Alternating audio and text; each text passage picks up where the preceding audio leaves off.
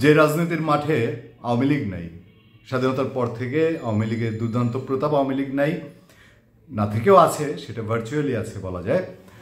সেখানে এখন বিএনপির একমাত্র প্রতিপক্ষ কি জামাতে ইসলামী, বা জামাতে ইসলামী কি মনে করে যে রাজনৈতিকভাবে বিএনপিকে মোকাবেলা করতে পারলে তাদের ক্ষমতায় যাওয়া সহজ। বাস্তবতা হয়তো তাই যে এখন বাংলাদেশের প্রেক্ষিতে বিএনপি এবং জামাতে ইসলামী ছাড়া রাজনীতির মাঠে গোনার মতো দল আসলে তেমন কিছু নাই। সেই ক্ষেত্রে জামাতের আমির ডক্টর শফিকুল ইসলাম তিনি একের পর এক একদম বোলিং করে যাচ্ছে, দুর্দান্ত বোলিং বলা যায়। একাই, যদিও একা না, জামাত ইউনাইটেডভাবে কাজ করে, নিশ্চয়ই তাদের দলীয় নীতিগত কিছু সিদ্ধান্ত আছে, সিস্টেম আছে, চেইন অফ কমান্ড আছে, কিন্তু ডেলিভারিটা আসছে জামাতের আমিরের মুখ থেকে। তুফান তুলছেন বলা যায়, সেই তুফান এবার তুলেছেন রাজশাহীতে। সেই তুফানের দমকা হাওয়া কার শরীরে লেগেছে বা লাগার কথা আন্দাজ করতে পারেন আপনারা। আমরা খোলাখুলি কথা বলবো।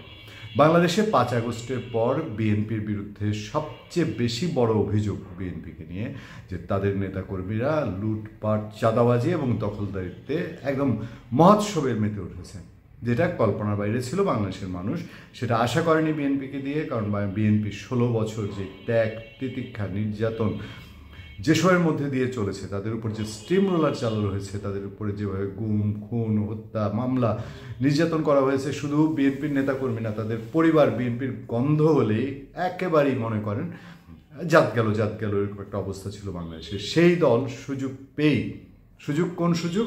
শুধু আওয়ামী লীগ নেই। ফাঁকে একটা কথা আপনাদেরকে বলি, একটা সময় এসছে বিএনপি যখন কোনোভাবেই আওয়ামী লীগকে হটাতে পারছে না, অনেক আন্দোলন, অনেক কিছু করে যেভাবেই হোক আওয়ামী লীগ সেটাকে ট্যাকেল দিয়ে ফেলে বলতে কখনো রাজনৈতিকভাবে আওয়ামী লীগের মার বিএনপি বুঝতে পারে না। বিএনপি নেতা গয়েশ্বরচন্দ্র রায় বলেছেন, আওয়ামী লীগ আজকে যেটা করে বিএনপি বুঝে অনেকদিন পরে টের পায়। সেটা তো ছিলই, পাশাপাশি ছিল পুলিশ বাহিনী, বিভিন্ন আইন শৃঙ্খলা বাহিনী। সেই সময় বিএনপি নেতারা বলতো, ভাই যাই হোক না হোক আগে আওয়ামী লীগ বিদায় হোক, এরপরে যেই আসে সেই আসে। ফল তাই হয়েছে, আওয়ামী লীগ বিদায় হয়েছে। কেয়ারটেকার গভর্নমেন্ট বা অন্তর্বর্তীকালীন সরকার আসার সাথে সাথেই বিএনপি একটা কমফোর্টেবল জোনে। তাদের নেতারা বলছেন, ভাই অন্তত বাড়িতে তো ঘুমাতে পারছি।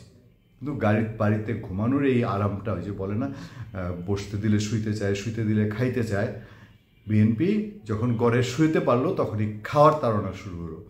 সেই খাওয়ার তাড়না থেকে দলকে মুখে চুনকালি লাগিয়ে, সবাই বলবো না কিন্তু অনেক নেতাকর্মী, তারা এই চাঁদাবাজি, দখলদারিত্বের মধ্যে জড়িত হওয়ার অভিযোগ খুব শক্তিশালী। সেই সুযোগটা জামাতে ইসলামী নিল। আমি যে কথাটি বলছিলাম, ওই যে বিএনপি বলছিল যে আগে এই সরকার যাক, আওয়ামী লীগ যাক, যে ইচ্ছা সে আসুক। এখন আওয়ামী লীগের ওই অবস্থা কিন্তু দেখবেন, আওয়ামী লীগের নেতারাও বলে আগে ইউনূস বিদায় হোক, যে ইচ্ছা সে আসুক, দরকার হলে বিএনপি আসুক, দরকার হলে জামাত আসুক। এটা চাই কিনা আমি ঠিক জানি না, এখনো ক্লিয়ার না। শেখ হাসিনা বক্তৃতা দিচ্ছেন, তার বক্তৃতা ধরে আমরা কথা বলবো 19 জানুয়ারি 2025 বলছি। যাই হোক, সেই যে চাঁদাবাজির অভিযোগ, এটাকে জামাত আমির ছাড় দিচ্ছে না। রাজশাহীতে তিনি তার বক্তৃতার একটা বড় অংশ জুড়ে তিনি এই চাঁদাবাজি, দখলদারিত্ব এগুলো নিয়ে কথা বলেছেন।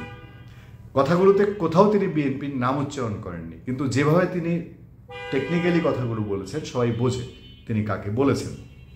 তিনি বলেছেন যে আচ্ছা, এখন কি 5 আগস্টের পরে চাঁদাবাজি আছে কিনা, দখলদারিত্ব আছে কিনা, এই বাস স্ট্যান্ড দখল আছে কিনা, বালুমহল দখল আছে কিনা, বিভিন্ন জায়গায় সব দখল, নৈরাজ্য, মামলা বাণিজ্য আছে কিনা।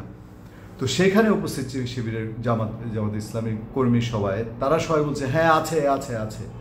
তারপর তিনি প্রশ্ন করেছেন, রাজশাহীতে এরকম বালুমহল দখল, বাস স্ট্যান্ড দখল, এইসব দখল আছে কিনা? আমি তো মনে করি রাজশাহীর মানুষ খুব সৎ এবং তারা শিক্ষিত, মার্জিত, কোমল, তো এইখানে আমি মনে করি এগুলো নাই। তখন জামাতের লোকজন বললো, না আছে। শফিকুল ইসলাম বললেন, তাই নাকি, এখানেও আছে? উনি কিন্তু জানেন না এরকম একটা ব্যাপার ধরে।